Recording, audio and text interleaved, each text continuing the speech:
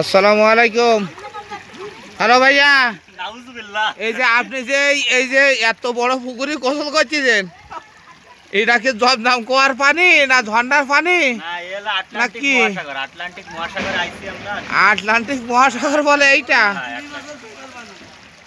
তোমার তো তুমি মাঝে খাই ফেলছি ভাইয়া। হ্যাঁ আচ্ছা যাও। আসসালামু আলাইকুম ভাইয়া।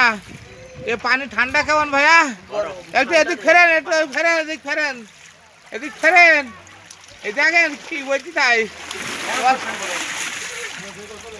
হ্যালো, দেখেন অবস্থা কান, দেখেন অবস্থা কান, দেখেন। হ্যাঁ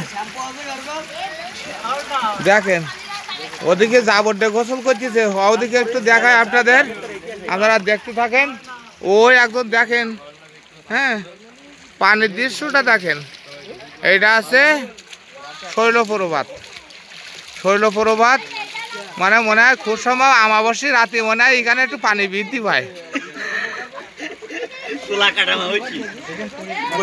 হ্যাঁ ওই যে হিন্দুদের পুজোর সময় যে কলা কাটা আমাবস্যা আছে না, সে আমাবস্যার মনে মনে একটু পানি বেশি হয়।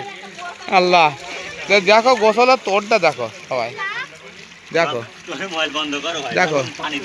আমি আবার একটু ওই দিকে যাই, একটু ওই পারে যাই, একটুক্ষণ ভিডিও করে আসি, দর্শকগণ দেখো কি শৈলপ্রপাত। টাকা কটা এরকম করি কেউ নষ্ট করিও না।